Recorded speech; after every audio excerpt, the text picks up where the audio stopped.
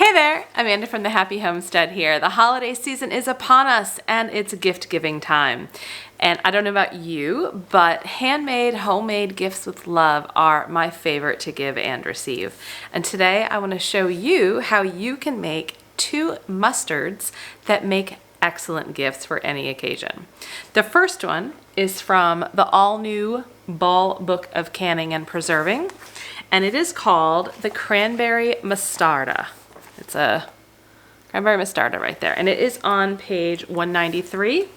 And it is, I've made this last year and it was really delicious. It's a fantastic mustard to make. It's different. It goes great with just about anything. So this one is a water bath canning recipe. We're going to use our steam canner to do that. And the recipe makes 4 half-pint jars. The second one is a Guinness beer mustard that is fermented. No canning required. You are going to ferment the mustard seeds into the beer for a few days, put them in a food processor and get everything going as a mustard, throw them in your jars and put them in the fridge. It couldn't be any easier. And the taste is amazing, like on charcuterie boards with some cured meats or even a pot roast. I mean, the possibilities are endless. We love this mustard. And once it's fermented and blended up, you just keep it in your fridge and the taste gets better over time. Let's get started on a tale of 2 mustards. So we're going to be doing these kind of interchangeably just to make the most use of the time. We're going to start with the cranberry mustard. And again, the recipe is from the all new Ball Book of Canning and Preserving, and I'll post it down in the show notes. But the first thing we're going to be doing is bringing some red wine and the mustard seeds to a simmer. You need 3/4 cup of red wine, and I'm using a Chianti. You don't want to use your most expensive, your best, your nicest wine, but also don't use the cheapest one. The flavors do come through. So 3/4 cup wine with 2 tablespoons brown mustard seeds and 2 tablespoons yellow mustard seeds. And the purpose is to really soften the seeds up. So that's why we're bringing it to a simmer.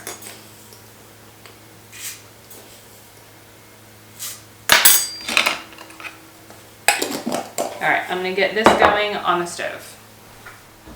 So while that is coming to a simmer, the next thing we're going to be doing is getting our cranberries cooked. And so you need 2 12-ounce packages, so 24 ounces. I have 3 8-ounce packages. And so we're going to put the cranberries in a pot. You can use fresh cranberries, fresh or frozen. These are organic whole cranberries, frozen from Azure Standard.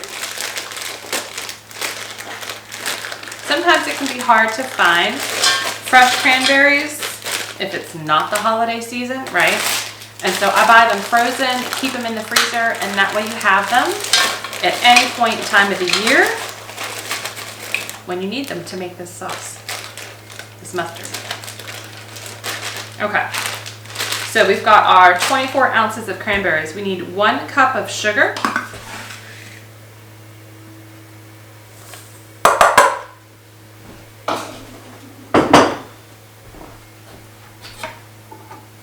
One-4 cup red wine vinegar. This helps give it obviously good flavor, but also really helps add the acidity to make this a safe canning, shelf-stable product. 2 teaspoons salt.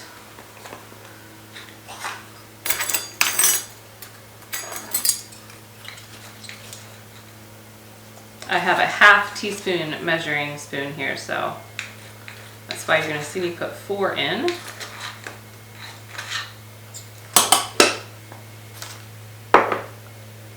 And 1/2 of a medium onion that is diced. I've already got that diced. So then we're going to put this on the stove. And really wait for the cranberries to start to split open and the mixture will thicken. So the red wine mustard seed mixture is on the stove. I have it on a medium heat. We're going to bring that up to a simmer and then we're going to let it stand for 10 minutes. The other mixture, the cranberry sugar red onion mixture, is actually going to come to a boil and then we're going to cook it for about 10 minutes again until the cranberries split and the mixture starts to thicken up. So pause on the cranberry mostarda. Let's start on our beer mustard. So for this one, you're going to want to use a non-reactive bowl. So I'm just using a Pyrex dish here. You don't have to have a lid. In fact, you can cover it with plastic wrap if you don't have a lid. I'm just going to use this. But it's not a tight fitting lid. Because you're fermenting this, you need to have a little airflow between the bowl and your lid. So first thing we are going to do is basically, this is so easy by the way, we're mixing everything together in the bowl. That's all we're doing. And so we need 1.5 cups of mustard seed. And it can be all brown, it could be all yellow, or you could do a mixture of the two. And that's what I'm gonna do. So I'm going to do 3/4 cup of the brown and 3/4 cup of the yellow. This is all I have left of the brown. So I'm hoping we get close. No, it's all good. Okay, so just make up the difference. So it's 1/2, 3/4, 1 cup, 1 1/4. 1.5. Okay. And then we are going to add in 1 cup of red wine vinegar.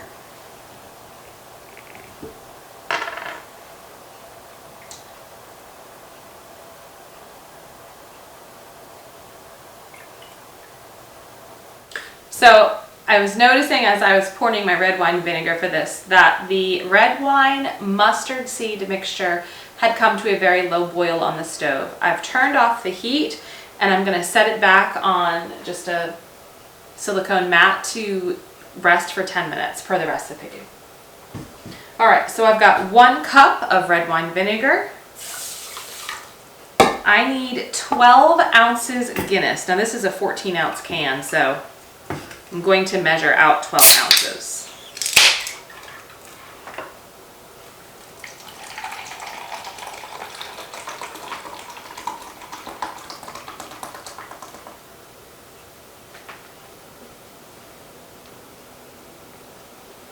Pour that in. And now we're going to do our salt, pepper, and spices. And I've got everything mixed in here. So we have 1 teaspoon salt, 1 teaspoon freshly ground black pepper, 1/4 teaspoon each of cinnamon, clove, nutmeg, and allspice ground.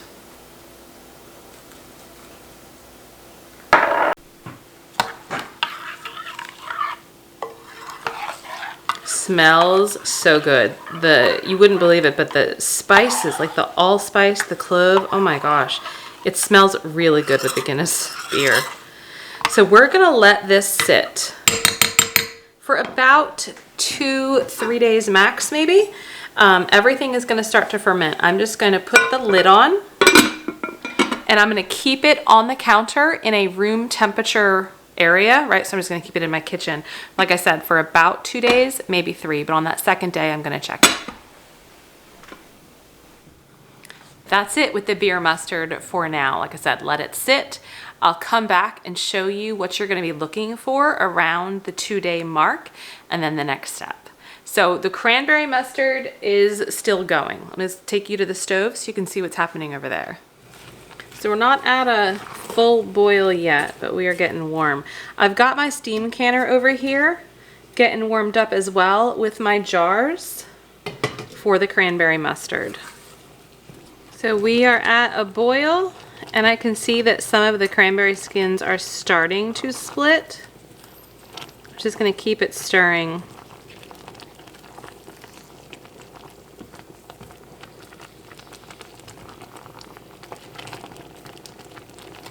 Okay, I am now going to proceed to the next step. So we're gonna continue to cook this for about 15 minutes. We really want all the cranberries to break up and the mixture to come to a nice thick sauce.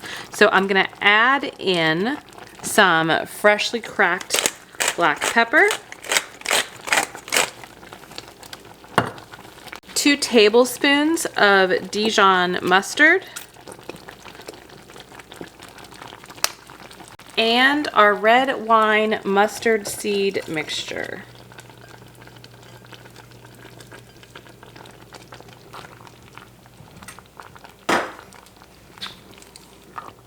And I'm going to let this cook for 15 minutes and then we'll can it up.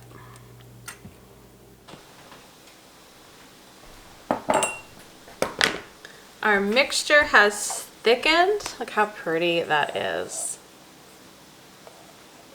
And so now we are going to can this up. This is supposed to make 4 half pints.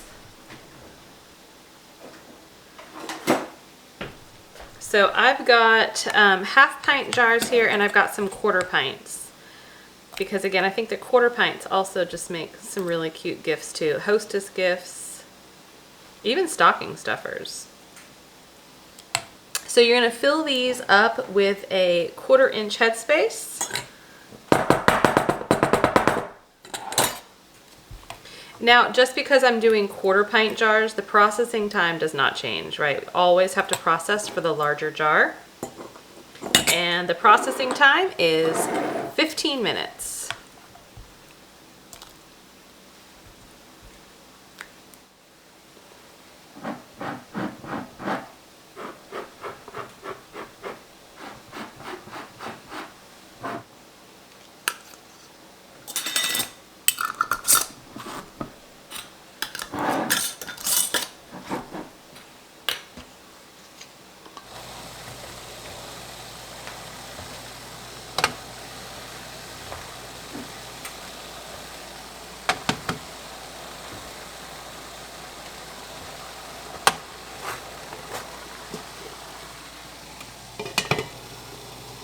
So the cranberry mustard is in the steam canner. You may notice I ended up with 1 more full pint than what the recipe called for. And that sometimes happens. Don't worry about it. As long as you are following the recipe, then you're okay. That does happen. Sometimes you're a little over, sometimes you're a little under. But the good thing is now I have 4 full half pint jars of the cranberry mostarda and 2 1/4 pint jars. So I'm gonna let that process get up to temperature, then start my timer at 15 minutes. Take it out of the canner, let it cool for a good 24 hours, take the rings off, and then they're ready to be shelf stable. So I will come back in a couple of days and we'll check on our Guinness mustard. It's been 48 hours since we began our beer mustard. I wanna show you what it looks like.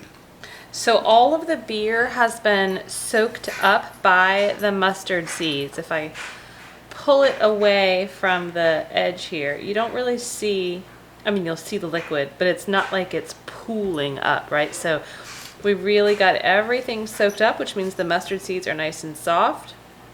It smells so good. So I am gonna throw this into my food processor and we're gonna make some mustard.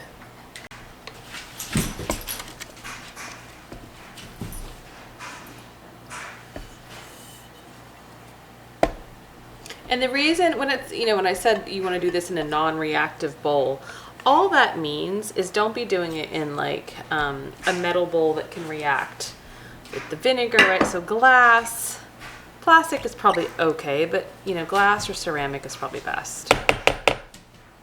All right, so now we're going to blend it up.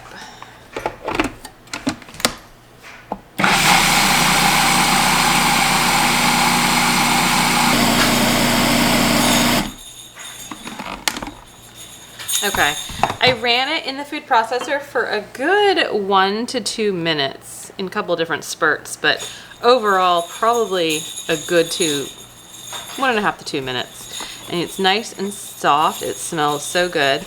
We are now going to put this in the jars and get it in the fridge.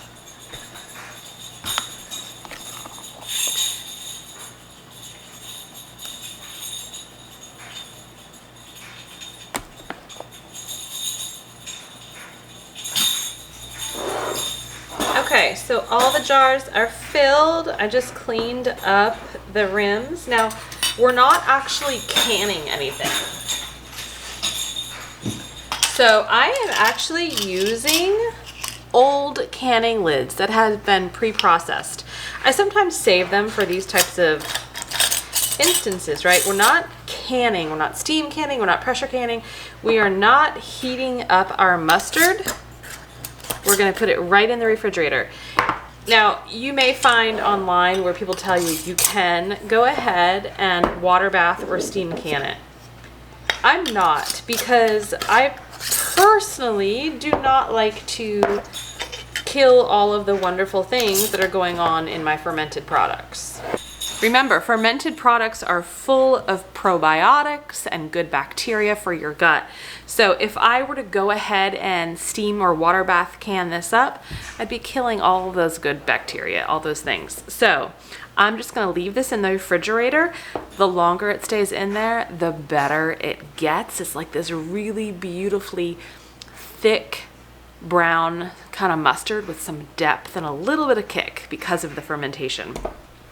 These are fantastic Christmas gifts. And so you notice that I did a variety of sizes, right? You don't have to follow a particular rule as far as what jars you use. You can use any kind of jar. It doesn't even have to be a canning mason jar. But I do a variety of sizes because I do like to give these as gifts. They will last in the refrigerator for months. There is really no time frame. I have never had anything go bad. Now, they've been used within 6 months, so I'd probably say 6 months is the max. But how beautiful is that? And it's homemade. So here's our cranberry mustard that was finished. Got all of those done. So now we've got some good homemade Christmas gifts. I hope you'll try to make your own mustard and certainly try your hand at some homemade Christmas gifts or holiday gifts this year. Thanks so much for tuning in. Amanda with the Happy Homestead. Stay healthy, stay well. See you next time.